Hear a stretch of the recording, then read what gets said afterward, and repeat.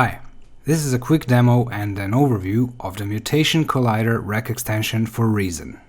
This device is here to revolutionize the way you mix sounds. It's an innovative and creative effect which lets you collide 4 audio signals and control their interaction with an advanced set of creative mixing and LFO effects, thus creating powerful and unexplored sounds or masterful, organic and realistic mixes of, let's say, choirs, sets of instruments, rhythms, and so on.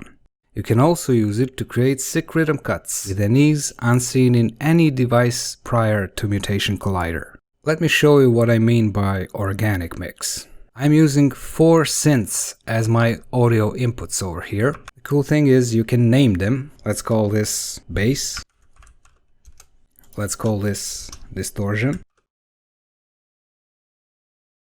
How Mutation Collider behaves is when you click and drag on this mix indicator, the direction of where you drag it will determine the levels of the 4 audio signals. So if I pull it all the way to the source A, you'd only hear the source A. But before we start using Mutation Collider, make sure you always draw a note in its own note lane over here, because the notes trigger the LFOs inside of it. And this is especially important for when you're previewing the patches, because all the patches use LFOs. So let's test it out.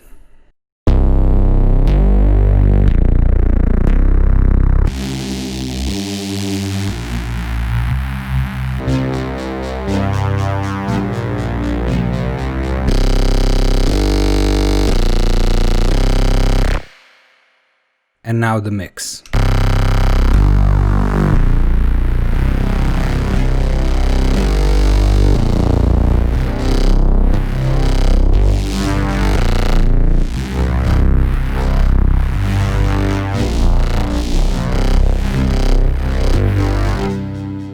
As you can see, you can go crazy with it pretty fast. And you'll always have a visual feedback for your mix. And you can even set the colors of each source by using the RGB knobs over here. So let's say I want my source A to be green. So red, green, blue. That's it. And if I play it now,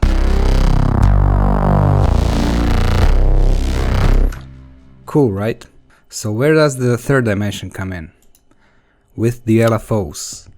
We have the X LFO and the Y LFO over here, or LFO 1 and LFO 2.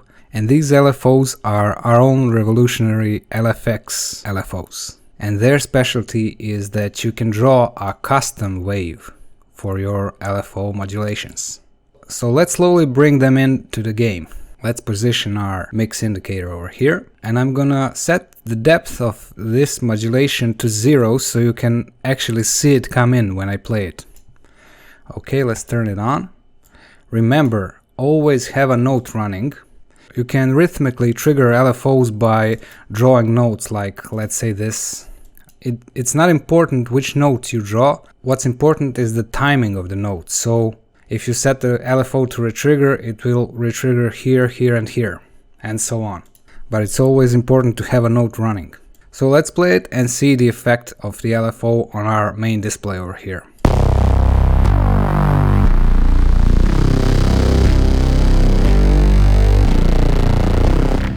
Awesome, right? And wherever you move the indicator, you're still in control. But the LFO modulates your position, which lets you create some amazing automations. And while we're at automations, you can also literally automate it. I just need to select it first. Let me just do that. I did. Okay. So there it was. Okay, now I brought the first LFO, let's bring the second one in.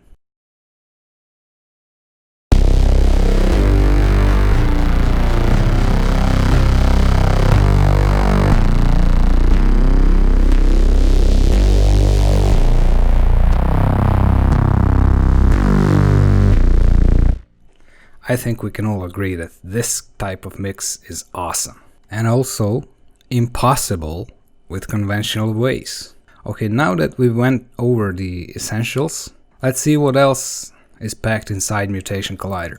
Each source has its own mini control over here, and in these controls you can control the panning, stereo width, you can lock the volume, mute or solo, of course rename the source. While in mix, you have a kill style mixer for each source, where you can kill lows, mids and highs. You can also set their levels, and you can set the cross points, the X points of the signal splits. You also have a final kill style mixer. When all these sources are combined, you can also tweak that mix. And this is the main output level, which goes after everything, so make sure you don't clip when using this fader. I call this the Darth Fader. Along with the LFO and mix sections, we have the studio section, where you have our own RX5 compressor and limiter, as well as the new D1 digital filters. And these are multi-mode filters with awesome UI. This is also the last stage your sound will go through. There's also a mini display over here, which lets you see the levels and stereo widths of your signals. For instance, in the source A we have a strong mono bass signal. So let's solo it and look at it on the mini display over here.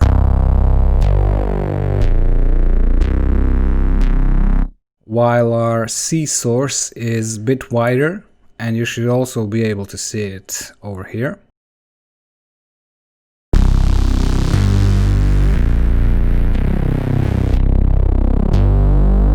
And the other signals.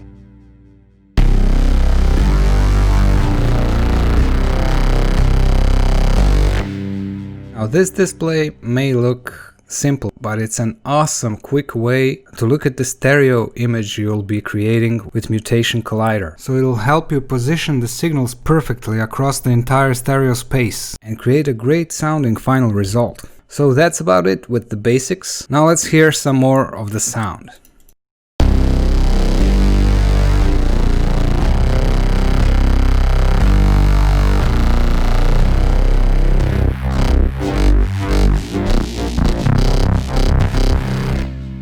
Or, you know, with 4 different amen breaks.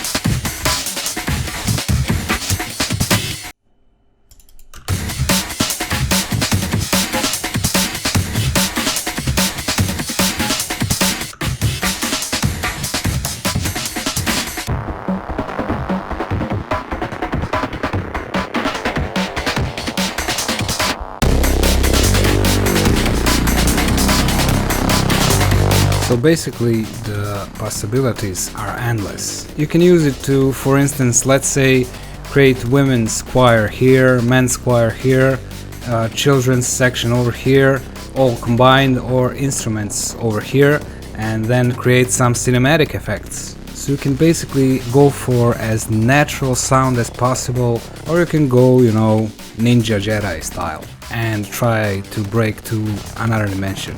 Mutation Collider will surely be a good weapon of choice. Bye.